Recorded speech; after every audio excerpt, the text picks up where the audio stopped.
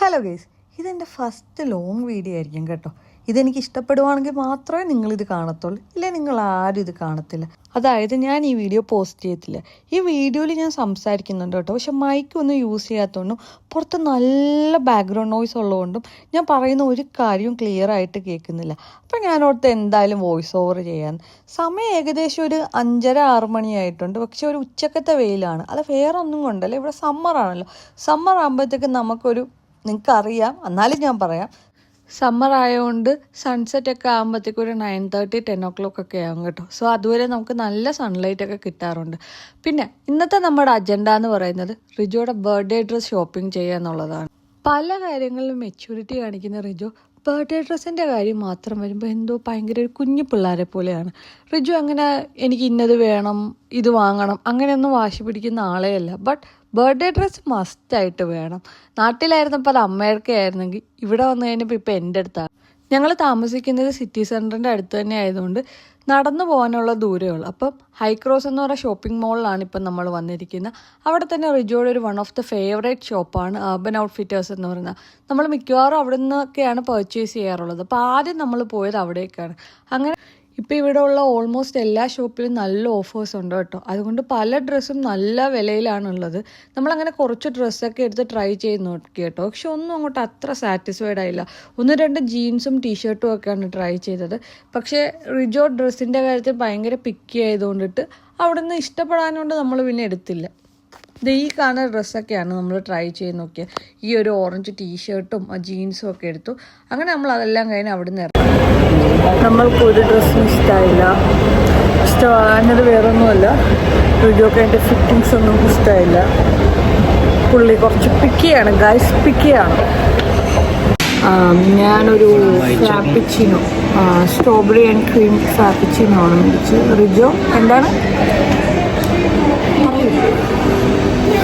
റിജോ പറയില്ല ഗൈസ്, റിജോക്ക് നാണമാണ്. റിജോ ഒരു മാച്ചാലാറ്റി പരിഷ്കാരി.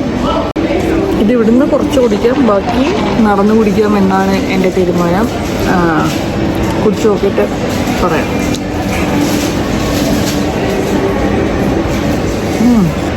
കൊള്ളാം, എനിക്കിഷ്ടമായി ഗൈസ്. ആദ്യമായിട്ടാണ് സ്റ്റാർബക്സിൽ നിന്ന് കഴിച്ചിട്ട് എനിക്കിഷ്ടമാണ്.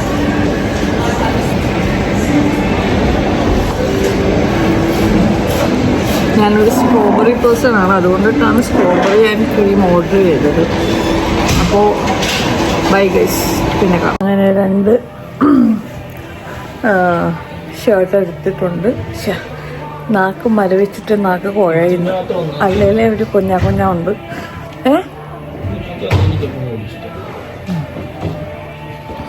അപ്പോഴത്തേക്കും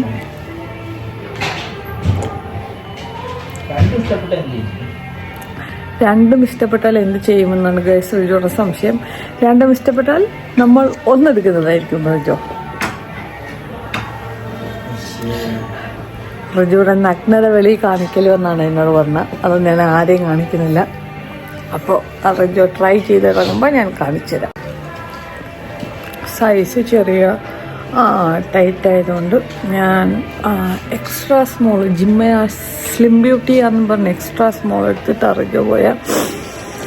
അപ്പോൾ ഞാൻ മീഡിയം അല്ലേ റിജു മീഡിയം എടുത്തിട്ടുണ്ട്. എൻ്റെ നാക്ക് വല്ലാതെ കുഴയുന്നുണ്ട്. അപ്പോൾ ട്രൈ ചെയ്തിട്ട് വരുമ്പോൾ ഞാൻ നിങ്ങളെ കാണിച്ചുതരാം. എനിക്കെന്തോ ഒരു പ്രശ്നം. അടുത്ത് ഇട്ടുകൊണ്ട് വരാൻ പോകുന്നത് വളരെ പെടാർ ലുക്കായിരിക്കുന്നു. സ്വയം ഭയങ്കര കോൺഫിഡൻസ് ആണ് റിജോയ്ക്ക്. നമുക്ക് എന്തായാലും നോക്കാം. എൻ്റെ അഭിപ്രായത്തിൽ അതൊരു ബ്ലാക്ക് ഷെയ്ഡ് ആയതുകൊണ്ട്, എൻ്റെ അഭിപ്രായത്തിലല്ല, എൻ്റെ ഒരു വീക്ഷണകോശത്തിൽ നിന്ന് ഞാൻ പറയുകയാണ്, ബ്ലാക്ക് ആയതുകൊണ്ട്, ബ്ലാക്ക് ഷെയ്ഡിൽ വരുന്ന ആ ഒരു കാറ്റഗറി ആയതുകൊണ്ട് റിജോ അതെടുക്കാനായിരിക്കും ഒരു 90% ചാൻസ്. എന്തു വന്നാലും അവസാനം ബ്ലാക്കിൽ വന്ന് അവസാനിക്കുന്ന ഒരു ബ്ലാക്ക് അഡിക്റ്റാണ്. മറ്റുള്ള എല്ലാ ബോയ്സിനെയും ഗേൾസിനെയൊക്കെ പോലെ തന്നെയാണ് റിജോയും. നോക്കാം, let's see. Sorry guys, Rijo എടുത്ത ഡ്രസ്സ് ഏതാണെന്നും റിജോ ട്രൈ ചെയ്തപ്പോഴും ഞാനതിൻ്റെ വീഡിയോ ക്ലിപ്പ് എടുക്കാൻ മറന്നുപോയി. I am really sorry. Hello guys, അങ്ങനെ ഇന്നത്തെ നമ്മുടെ ഷോപ്പിംഗ് എല്ലാം കഴിഞ്ഞു. പാവം റിജോക്ക് ജീൻസ് ഒന്നും കിട്ടിയില്ല. ഒരു ഷർട്ട് എടുത്തു. സാരമില്ല. ബർത്ത്ഡേ ജൂലൈ 17 അപ്പം നമുക്കിനി ഒരു 1 വീക്ക് കൂടെ ടൈമുണ്ട്. നെക്സ്റ്റ് ഓഫ് ഡേയ്സിൽ വീണ്ടും തപ്പാൻ വേണ്ടി നമ്മൾ വരുന്നതായിരിക്കും ഗൈസ്. ഇനി വീട്ടിൽ ചെന്നിട്ട് കുറേ പണിയുണ്ട്. ലോണ്ട്രി ഉണ്ട്. ഈ വീക്കിലോട്ടുള്ള ഗ്രോസറി ഷോപ്പിംഗ് ഉണ്ട്.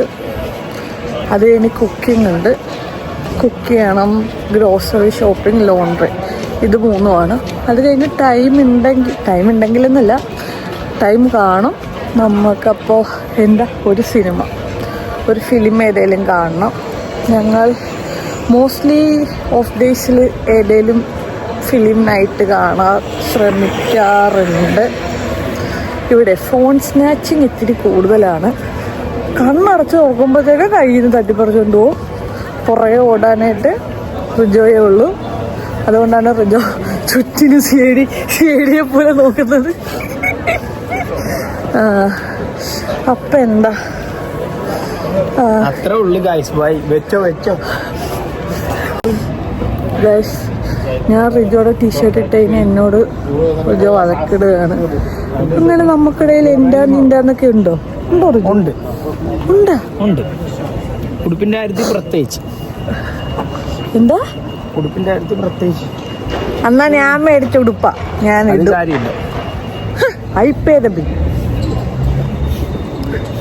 റിജോനെ ആകർഷിക്കുന്ന മറ്റൊരു സാധനമാണ്. എന്താ റിജോ? പ്രാവിനെ കണ്ടപ്പോൾ റിജോ കിടന്ന് പരതുന്നല്ലോ. നമ്മൾ നേരെ ഗ്രോസറി ഷോപ്പിംഗിനാണ് പോകുന്നത്. അത് കഴിയുമ്പോൾ റിജോയുടെ കൂട്ടുകാരനെ കാണാൻ നമ്മൾ പോകുന്നതായിരിക്കും. റിജോയുടെ UK നൻപൻ. അപ്പോൾ ഇനി കടയിൽ വെച്ചിട്ട് കാണാം ഗൈസ്. ഇപ്പോൾ മണി എത്രയാണ് റിജോ? ഇപ്പോൾ ഒരു എത്ര മണിയാ ഗൈസ്? സൂര്യനെ കണ്ടോ? സമയം കണ്ടിട്ടില്ല. സമയം എന്തായെന്ന് നിങ്ങൾക്ക് എന്തെങ്കിലും ഒരു ഐഡിയ കേട്ടോ? സമയം കൃത്യം 8:15 ഗൈസ്.